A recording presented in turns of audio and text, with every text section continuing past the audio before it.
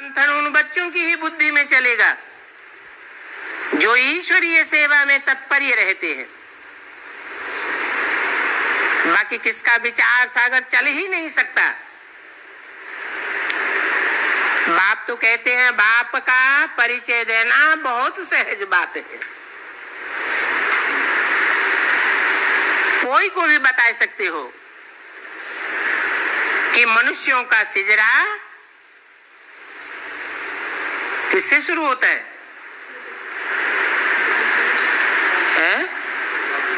मनु से शुरू होता है। मनु माने मनन चिंतन मंथन करने वाला। अव्वल नंबर मनन चिंतन मंथन करने वाला कौन हुआ? मनुष्यों का बाप, उसको कहते हैं प्रजापिता। और धर्मों में भी उसका गायन है, कहते हैं एडम, आदम, आदिनाथ। वो आदि पुरुष है जिसने मनन चिंतन मंथन के आधार पर अपनी आत्मा के अनेक जन्मों को पहचाना। तो प्रजापिता यानी बेहद का रचयिता पहले पहले अपने अनेक जन्मों को रचता है, अनेक जन्मों की जानकारी ले लेता है। आत्मा भी कोई रची नहीं जाती है, आत्मा के स्वरूप को पहचानना ही आत्मा की रचना है।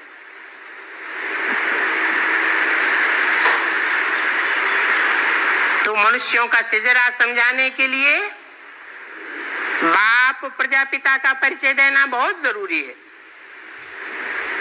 जहां से मनुष्य का सिजरा शुरू होता है, और ये सिजरा शुरू होता ही है ब्रह्मा कुमार कुमारियों से।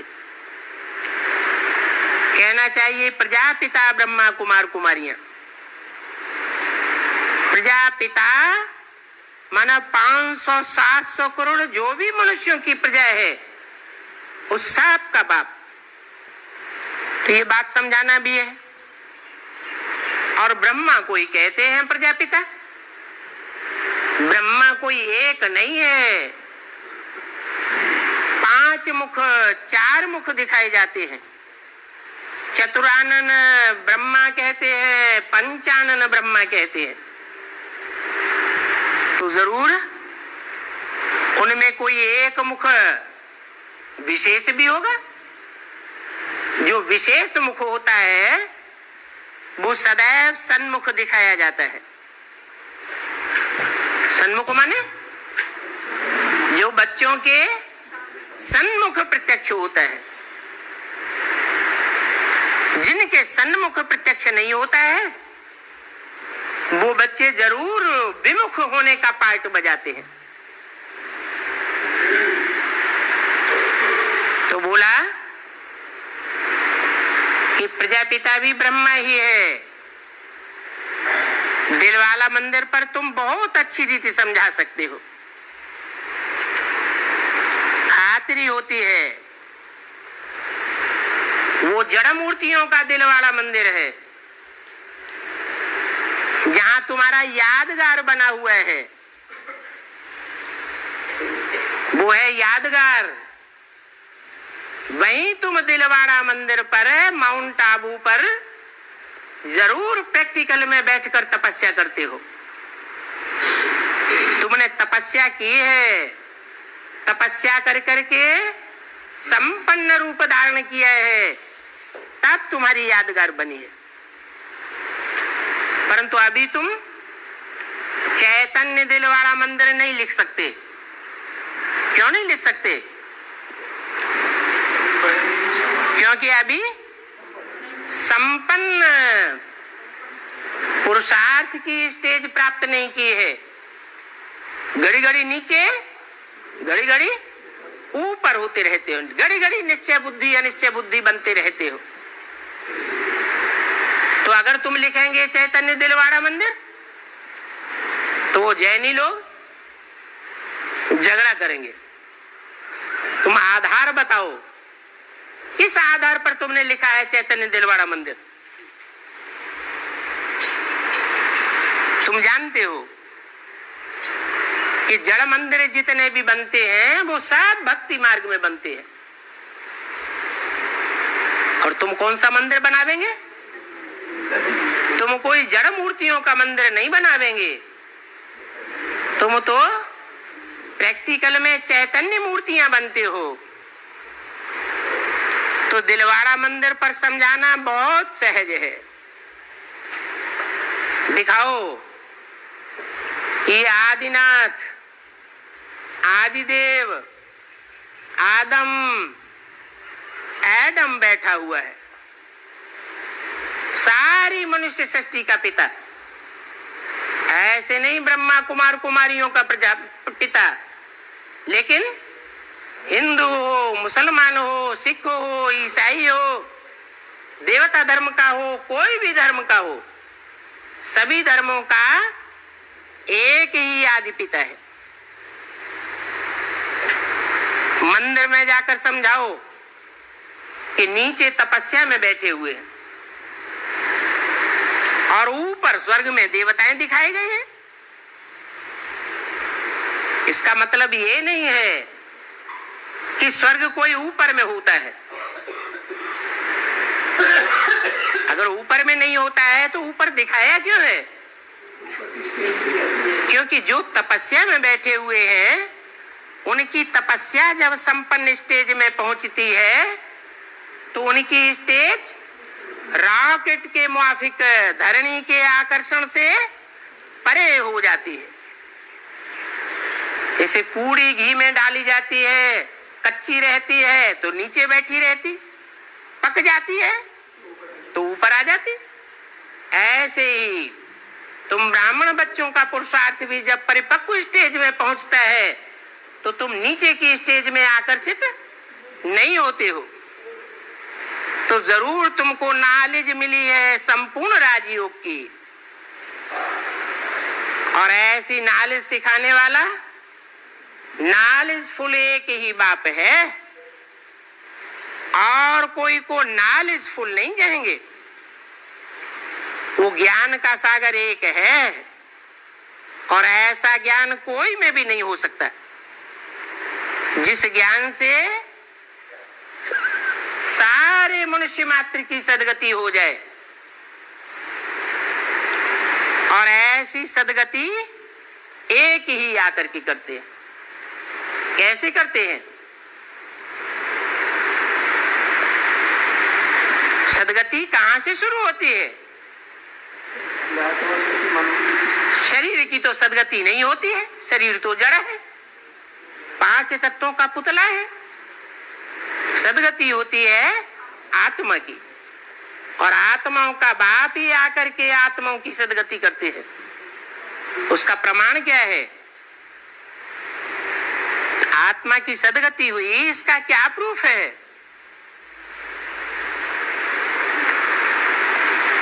सद माने सच्ची, गति माने चाल। मन बुद्धि रूपी आत्मा की ऐसी चाल हो जाए जिसमें एक भी विकारी संकल्प चल न सके। तो अपन को देखना है कि हमारी मन बुद्धि या रूपी आत्मा की ऐसी चाल है जिसमें कोई भी विकारी संकल्प उठ न सके। मनन चिंतन मंथन में ही बुद्धि लगी रहे, नई दुनिया की प्लानिंग में ही बुद्धि लगी रहे, दूसरों की सेवा में ही बुद्धि लगी रहे, नई दुनिया के आह्वान में ही बुद्धि लगी रहे, और दुनियादारी की बातों में जाने का संकल्प ही पैदा न हो, तो कहेंगे मन बुद्धि की सदगति हुई। और जिसकी प्रैक्टिस ऐसी पड़ जाएगी कि सत संकल्प ही चलेंगे, दुष्ट संकल्प चलेंगे ही नहीं, तो उसका जो वायुमंडल बनेगा, जो दुनिया बनेगी, वो कैसी दुनिया का फाउंडेशन पड़ेगा? सदगति की दुनिया का फाउंडेशन पड़ेगा, जीवन मुक्ति की दुनिया का फाउंडेशन पड़ेगा, या बंधन वाली दुनिया का फाउंडेशन पड़ेगा?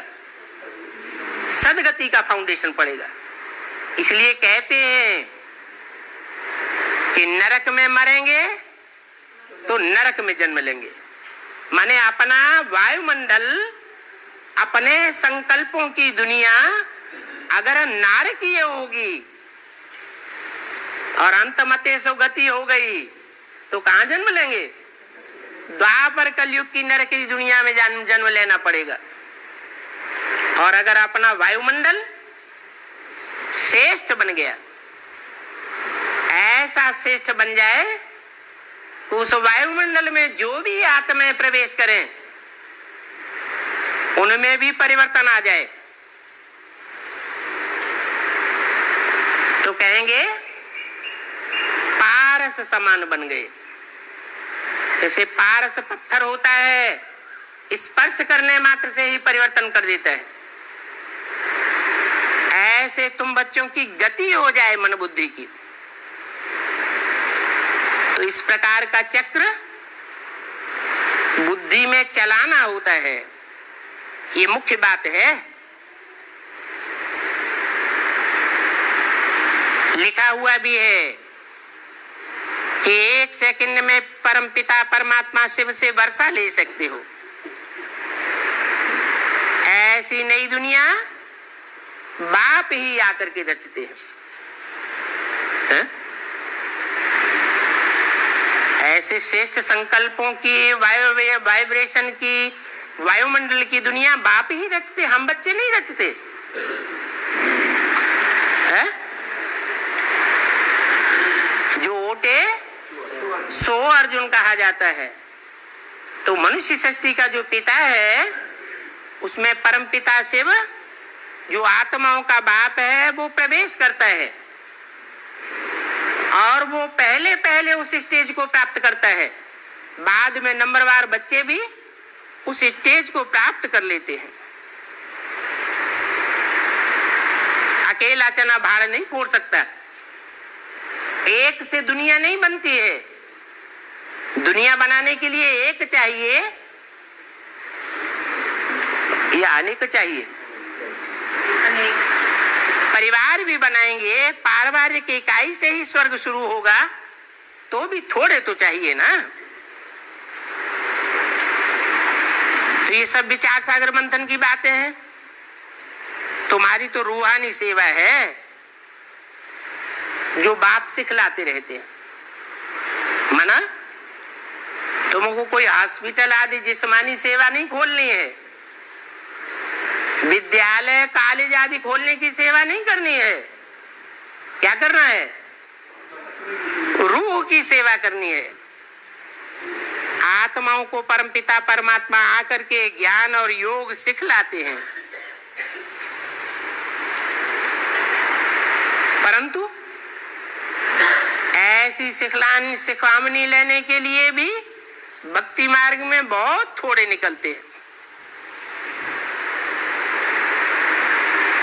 ये ज्ञान की सिखामणी लेने के लिए क्रिमिनलाई कभी नहीं होनी चाहिए।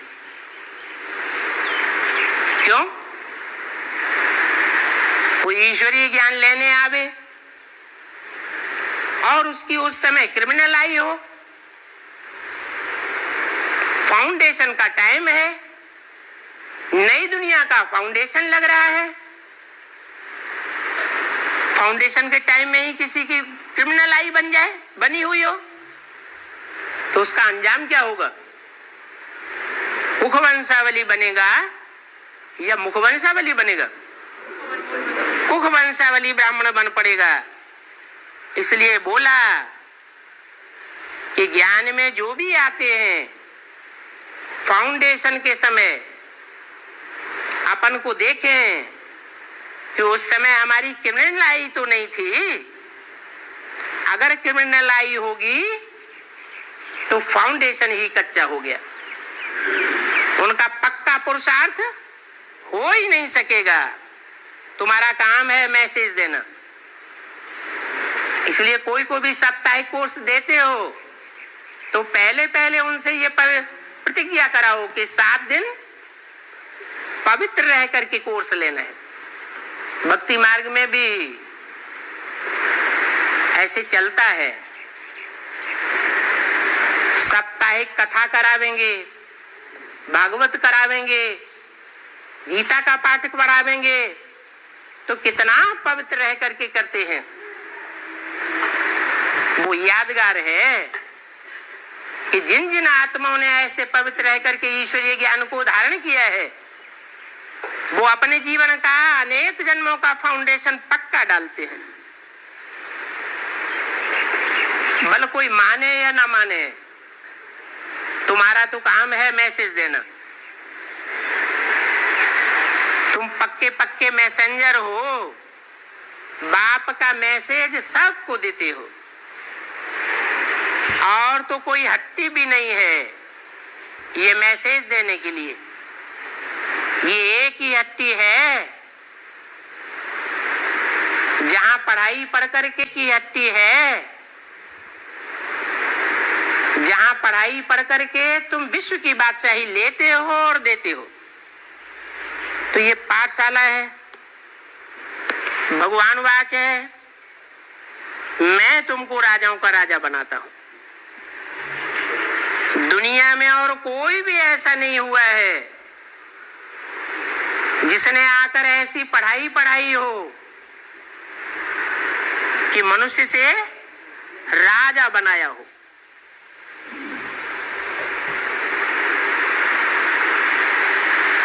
ये मेरा ही ज्ञान है। मनुष्य को देवता ही नहीं, देवताएं तो 33 करोड़ होते हैं। मनुष्य को पढ़ाई पढ़ा करके राजयोग की राजा बनाना। राजाएं तो स्वतंत्र होते हैं, अधिकारी होते हैं, आधीन नहीं होते। बाकी सारी दुनिया जो भी पढ़ाई पढ़ाती है, अधिकारी बनाते हैं या आधीन बनाते हैं? सब आधीन बनाने वाले हैं।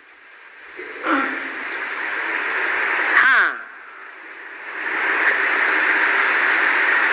अधिकारी फिर आधीन भी बन पड़ते हैं। ये क्यों?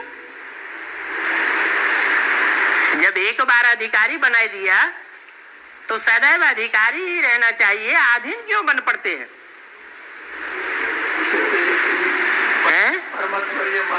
हाँ, जब कुर्सी मिलती है, प्रभुता मिलती है, तो अहंकार आ जाता है, माना माया किसी को छोड़ती नहीं है। इसलिए बाप कहते हैं कि ये संगम युग ही है जहां पर तुम बाप से राजाई का वर्षा ले सकते हो। अपने कल्याण के लिए जितना हो सके पुरुषार्थ करना है।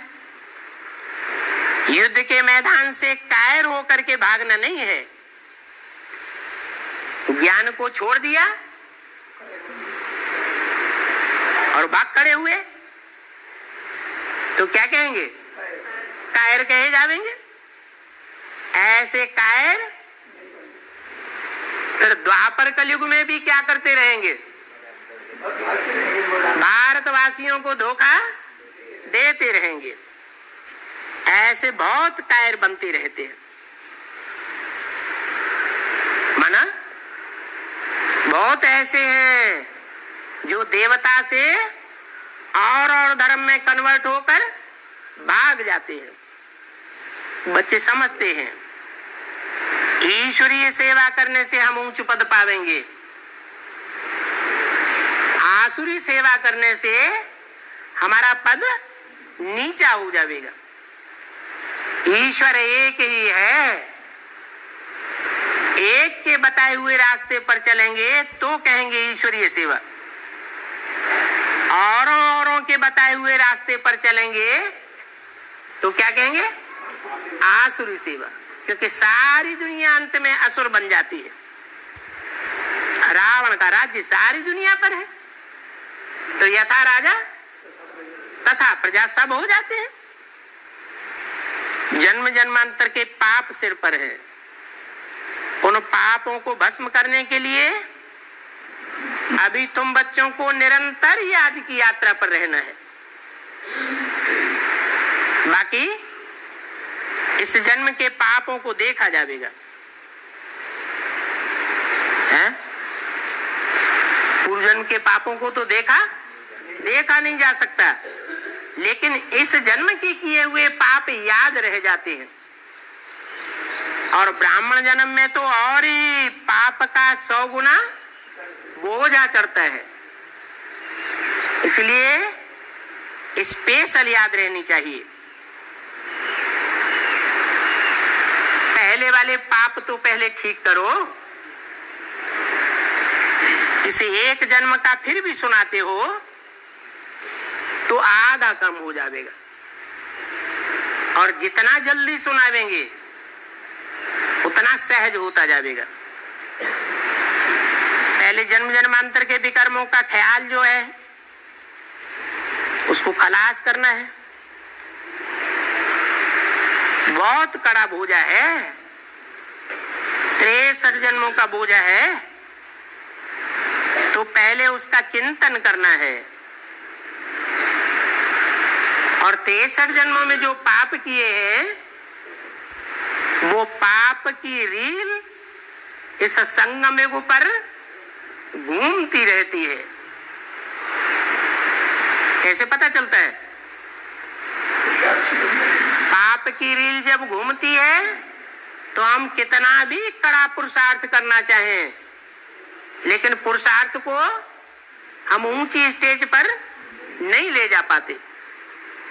और जब अच्छे कर्मों की रील उदय होती है तो न चाहते हुए भी पुरुषार्थ ऊंचा हो जाता है।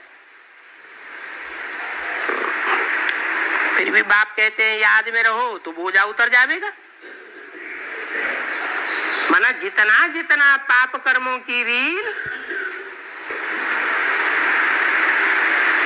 तीव्रतर होती जावे, उतना ही उतना हमारा पुरुषार्थ और ही तीव्र होना चाहिए। कोई ऐसे होते हैं पुरुषार्थी कि जितना विघ्न तीव्र गति से आते हैं उतना ही अवस्था उनकी और तीव्र गति से पुरुषार्थ की अच्छी होती जाती। तो जरूर कहेंगे कि अच्छे पुरुषार्थी हैं, हार मानने वाले नहीं हैं, भागने वाले नहीं हैं। अच्छा, मीठे मीठे रूहानी बच्चों को रूहानी बाप दादा का याद प्यार